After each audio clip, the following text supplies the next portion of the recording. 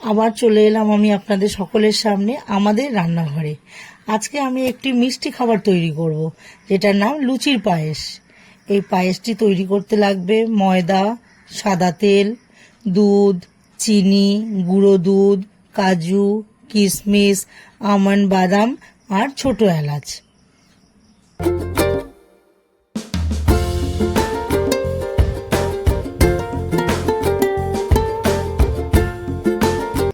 এবার আমি গ্যাসের ওভেনে কড়াইটাকে বসিয়ে দেবো, দিয়ে তেলটা দিয়ে দেবো।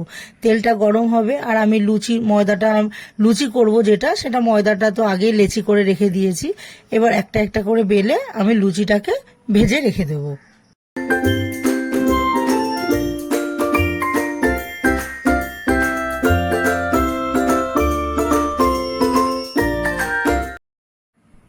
এবার গ্যাসের মধ্যে আমি দুধের হাঁড়িটাকে বসিয়ে দেবো। দুধের হাঁড়িটা বসাবো, দুধটা যাতে তাড়াতাড়ি ফোটে তার জন্য আমি একটু ঢাকাটাকে দিয়ে দেবো। এবার ঢাকাটা দিয়ে দিলে দুধটা কি তাড়াতাড়ি ফুটে যাবে। এবার কিছুক্ষণ ফোটার পর ঢাকাটাকে সরিয়ে নেব।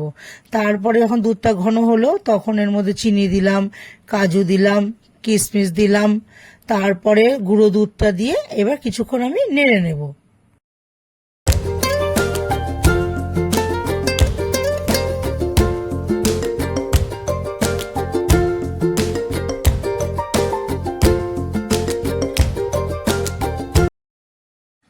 এবার আমি লুচিগুলোকে একটু একটু করে ছিঁড়ে দুধের মধ্যে দিয়ে দেবো। যে কটা লুচি ভেজেছি সব ছোট ছোট করে টুকরো করে দুধের মধ্যে দিয়ে দেবো।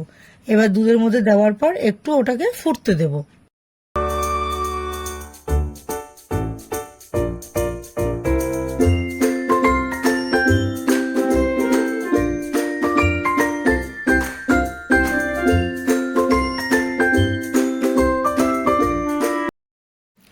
লুচিটা দুধের মধ্যে কিছুক্ষণ ফোটার পর এবার যে এলাচগুলো থেতো করে রেখেছিলাম ওই এলাচটা এবার আমি পায়েসের মধ্যে দিয়ে দেব। দিয়ে আমি হাতা দিয়ে পুরো এলাচটাকে পুরো দুধের সাথে মিশিয়ে দেব। তারপরে যে গ্রেট করে রেখেছিলাম আমন্ড বাদামটা, সেই বাদামটাকে এবার পায়েসের উপর থেকে ছড়িয়ে দেব। ছড়িয়ে দিয়ে নিয়ে এবার আমি পায়েসটাকে ঢাকা দিয়ে গ্যাসটা অফ করে রেখে দেব। তাহলে আমার তৈরি হয়ে গেল লুচির পায়েস।